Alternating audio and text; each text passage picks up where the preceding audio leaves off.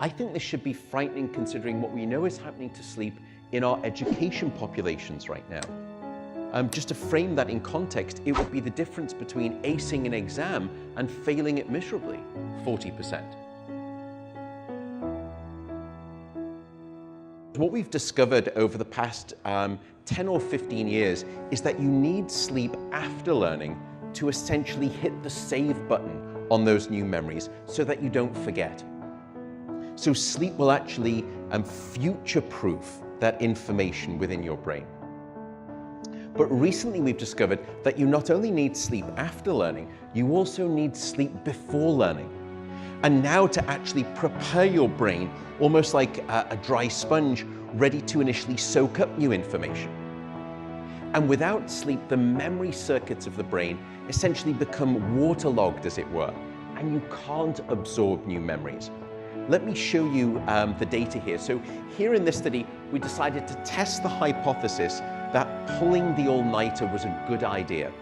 So we took a group of healthy adults and we assigned them to one of two experimental groups, a sleep group and a sleep deprivation group. Now the sleep group, they're going to get a full 8 hours of shut-eye, but the deprivation group, we're going to keep them awake in the laboratory under full supervision. There's no naps, there's no caffeine, by the way. It's miserable for everyone involved. And then the next day, we're going to place those participants inside an MRI scanner. And we're going to have them try and learn a whole list of new facts as we're taking snapshots of brain activity. And then we're going to test them to see how effective that learning has been. And that's what you're looking at here on the vertical axis, the efficiency of learning. So the higher up you are, the more that you learn. And when you put those two groups head to head, what you find is a quite significant 40% deficit in the ability of the brain to make new memories without sleep. I think this should be frightening considering what we know is happening to sleep in our education populations right now.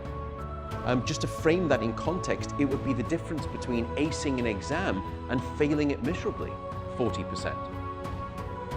And we've gone on to discover what actually goes wrong within the brain to produce these types of learning disabilities. And there's a structure that sits on the left and the right side of your brain called the hippocampus. And you could think of the hippocampus like the informational inbox of your brain, in that it's very good at receiving new memory files and then holding on to them. And when we looked at this structure in those people who'd had a full night of sleep, we saw lots of healthy learning-related activity. Yet in those people who were sleep deprived, we actually couldn't find any significant signal whatsoever. So it was almost as though sleep deprivation had shut down the memory inbox, and any new incoming files, they were just being bounced. You couldn't effectively commit new experiences to memory. And if you'd like to know what life is like, by the way, without a functioning hippocampus, just watch the movie Memento. I'm sure lots of you have seen it. This gentleman suffers brain damage.